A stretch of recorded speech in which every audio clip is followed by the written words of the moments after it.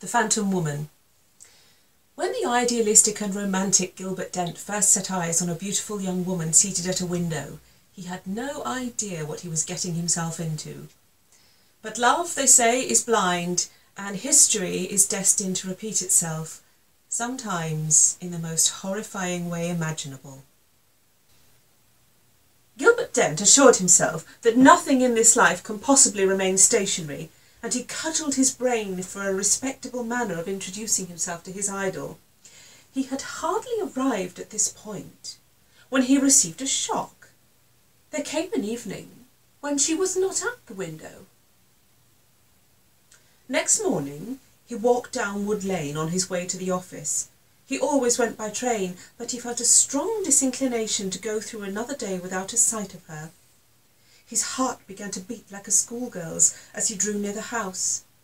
If she should be at the window! He was almost disposed to take his courage in his hand and call on her, and, yes, even to tell her in a quick burst that she had mysteriously become all the world to him. He could see nothing ridiculous in this course.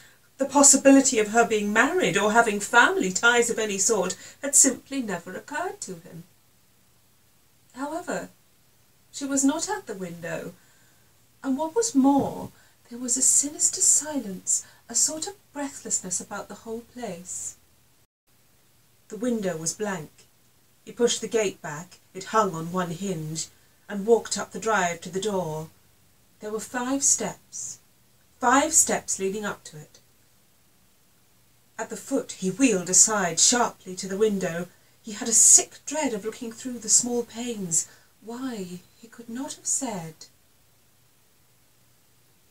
When at last he found courage to look, he saw that there was a small round table set just under the window, a work table to all appearances, and one of those things with lots of little compartments all round, and a lid in the middle which shut over a cavity for holding pieces of needlework. He remembered that his mother had had something very similar 30 years before. Round the edge of the table was gripped a small, delicate hand. Gilbert Dent's eyes ran from the bloodless hand and slim wrist to a shoulder under a coarse stuff bodice, to a rather wasted throat, which was bare and flung back. So this was the end, before the beginning. He saw her. She was dead, twisted on the floor with a ghastly face turned up towards the ceiling, and stiff fingers caught in desperation around the work table.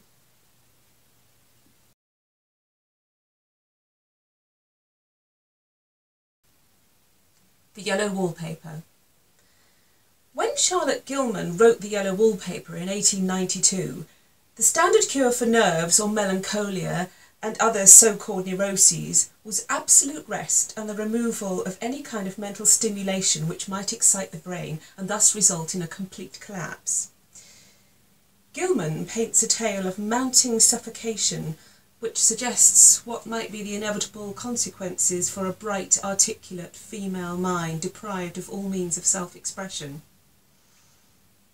The ending is deliberately ambiguous and has provoked much debate. I think that the unnamed woman takes the only means of escape left open to her. But see what you think. There is a recurrent spot where the pattern lolls like a broken neck, and 2 bulbous eyes stare at you upside down. I get positively angry with the impertinence of it, and the everlastingness. Up and down and sideways they crawl, and those absurd unblinking eyes are everywhere. There is one place where 2 breadths didn't match, and the eyes go all up and down the line, one a little higher than the other. I never saw so much expression in an inanimate thing before, and we all know how much expression they have. I used to lie awake as a child and get more entertainment and terror out of blank walls and plain furniture than most children could find in a toy store. I remember what a kindly wink the knobs of our big old bureau used to have, and there was one chair that always seemed like a strong friend. I used to feel that if any of the other things looked too fierce, I could always hop in that chair and be safe. The wallpaper, as I said before, is torn off in spots, and it sticketh closer than a brother. They must have had perseverance as well as hatred. Then the floor is scratched and gouged and splintered. The plaster itself is dug out here and there, and this great heavy bed, which is all we found in the room, looks as if it had been through the wars. But I don't mind it a bit. Only the paper. This wallpaper has a kind of sub-pattern in a different shade, a particularly irritating one.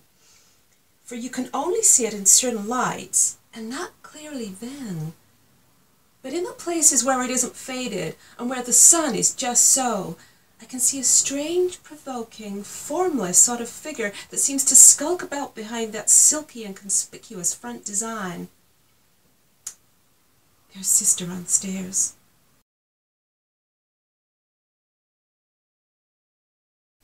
Ah, Luella Miller, a very dangerous young woman indeed. In this supposedly enlightened age, we might call her a psychic vampire. I've known one or two Luellas in my time. Perhaps you have too. People like Luella have the capacity to draw other people to themselves and then somehow drain the life out of them. They just can't seem to help themselves. No one who gets drawn into their orbit ever escapes unscathed, as we shall see. Then Luella, she looked at me like a baby who's had a rattle shook at it. She sort of laughed, as innocent as you please. "Oh, I can't do the work myself, Miss Anderson," says she. "I never did. Maria has to do it."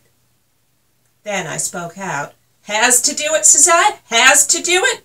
She don't have to do it either. Maria Brown has her own house and enough to live on. She ain't beholden to you to come over here and slave for you and kill herself."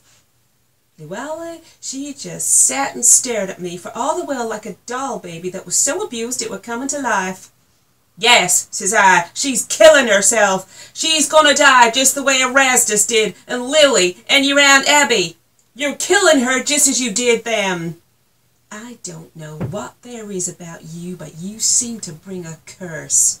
You kill everybody that is fool enough to care anything about you and do for you." She stared at me, and she was pretty pale. "And Maria ain't the only one you're going to kill," says I. "You're going to kill Dr. Malcolm before you're done with him." Then a red colour came flaming all over her face. "I ain't going to kill him either," says she, and she began to cry. "Yes, you be," says I. Then I spoke as I'd never spoke before. You see, I felt it on account of Erastus.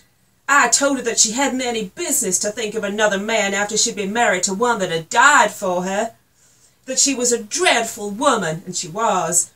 But sometimes I've wondered lately if she knew it.